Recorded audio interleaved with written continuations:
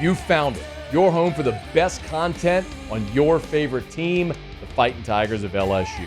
Do us a favor, subscribe to the channel, leave your comments below, and be sure to smash that like button.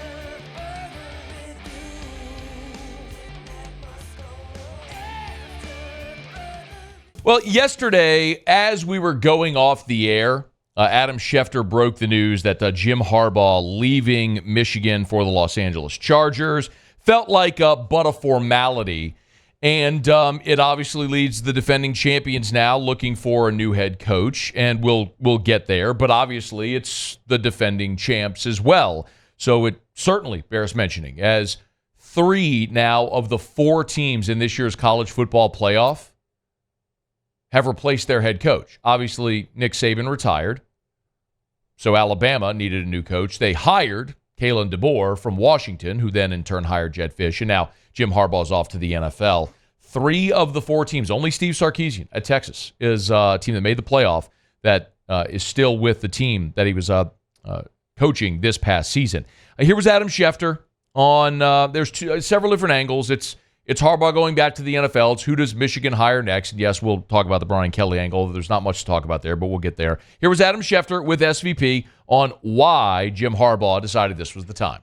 Ultimately, in the end, Scott, with the Chargers, I think you start with the fact that he got along with the Spanos family. If he's been around that team, that was the last team in the NFL that he played quarterback for. He knows the family, and when we talk about playing quarterback for the Chargers, Jim Harbaugh is a big Justin Herbert fan. And so the Chargers recognize what he can do for them, because all you have to do is look at what he did for San Diego and Stanford and San Francisco in the NFL, then Michigan, and all the places he's been. He's helped all of them win big time, be better than they were than when he first got there. So I don't think there's any doubt that this makes the Chargers better. Everywhere Jim Harbaugh has been, he has won, as Schefter just said. I don't think there's any doubt that he will win with the Chargers. The question is, will he win a Super Bowl? He'll win games. They'll make the playoffs. Just will he win a Super Bowl, which ultimately will be the hurdle for him, the mountain for him to climb, which when you've done everything else, this feels like the last frontier for Jim Harbaugh to go back and try to win. Now he gets to go to L.A. He's obviously familiar with California. He knows the organization, and you have Justin Herbert. The flip side of it is now the defending national champions, after Jim Harbaugh had been there since 2015, are looking for a new head coach. Here was Pete Thamel on SportsCenter on the decision Michigan ultimately had to make and why there was nothing they could do to keep Jim Harbaugh.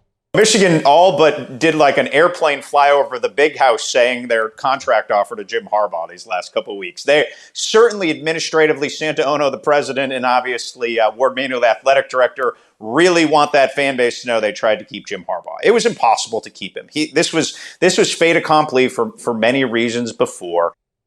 So again, Pete Thamel there, and it seemed evident that at the post-game press conference, when Michigan won the national championship and Harbaugh was asked about the possibility of the NFL, and he stopped the reporter and said, "Can I just enjoy this?" That in and of itself was your answer. Jim Harbaugh was leaving. It was just going to be a matter of where he went, and now he's found his landing spot there in L.A. So whoever it is next for Michigan, and it certainly feels like it's going to be Sharon Moore, boy, they are going to have a really tough job on their hands, because Jim Harbaugh had made it one of his known goals that he wanted this team, this Michigan team, to break the record for most players taken in one NFL draft.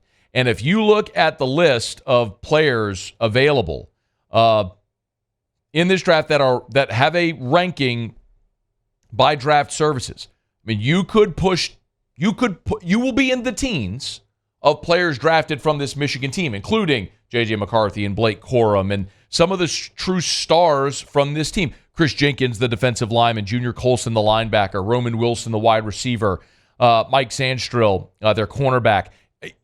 They're losing a ton.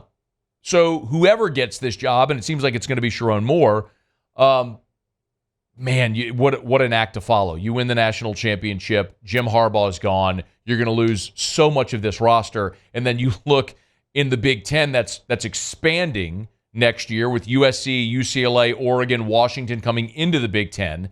And then look at what Ohio State has done in the portal this year with, while they don't have the highest rated portal class because they only have 6 portal additions, 3 of them are the number 1 player in the portal at their position. I mean, you went and added Caleb Downs. The guy was a freshman All-America this past year at Alabama, led them in tackles. I mean, you went and added the best running back in the portal in Quinshon Judkins. Now you have Judkins and Travion Henderson who returned for another year. I mean, it's going to be tough at Michigan for Jim Harbaugh's replacement. So that comes to who is the replacement for Jim Harbaugh. And all reports are that Michigan is already moving quickly to promote Sharon Moore. Sharon Moore, it was the offensive coordinator this past year. He's been at Michigan for the past 6 seasons, first as tight ends coach, then offensive line coach, and then offensive coordinator. You'll remember Sharon Moore was the interim head coach at the end of the season when Harbaugh was suspended. Moore is the one who gave the tearful press conference post-game after the win at Penn State, where he dropped a couple of F-bombs live on TV. So it certainly looks like that's the direction they're going to go. Cole Kublik shared this, but these are odds from BetOnline. And by the way, not every sports book gives odds for coaching hires, but BetOnline has them. They've got Sharon Moore as the betting favorite at 1-7 odds. So that's minus 700 basically. You'd have to bet $700 to win 100. Lance Leopold next at 6-1, and then Brian Kelly at 7-1, followed by PJ Fleck, Jesse Minter, the Michigan defensive coordinator, Matt Campbell, Chris Kleeman, Mike Hart down the list there, Matt Rule, Dabo. So anyway, it certainly seems as though they're moving toward Sharon Moore being the hire.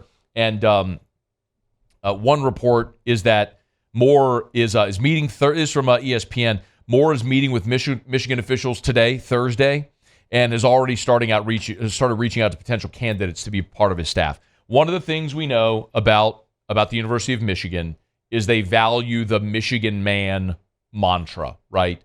They value their own. And we've seen this. When Bo Schembechler retired, Gary Moeller was on Bo's staff, got promoted.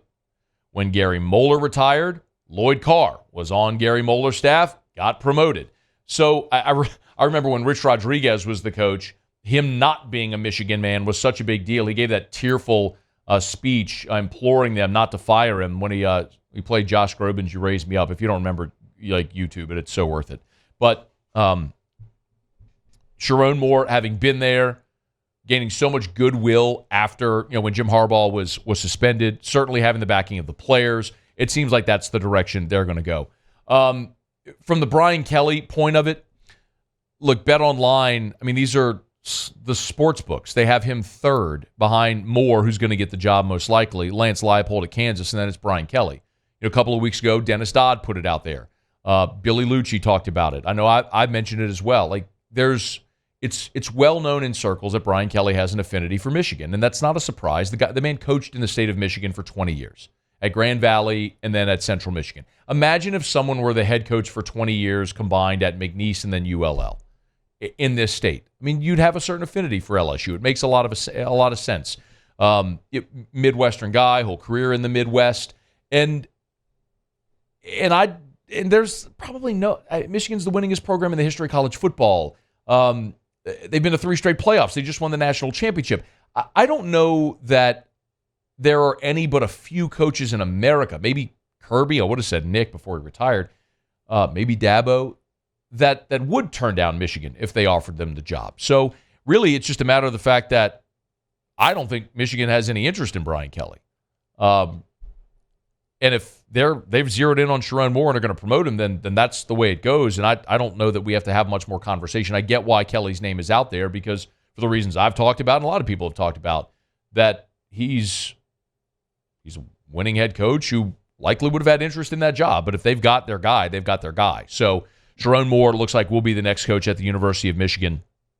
And apparently it has to be posted for 7 days. The job has to be posted for 7 days before they can formally hire somebody. Moore is 37 years old and looks like he'll be the next coach of the defending national champion Michigan Wolverines. If and when that goes final, we'll certainly talk about it when it becomes official, I should say. Hey, thanks so much for watching. Please leave your comments. I love to interact, and be sure to hit the red subscribe button below.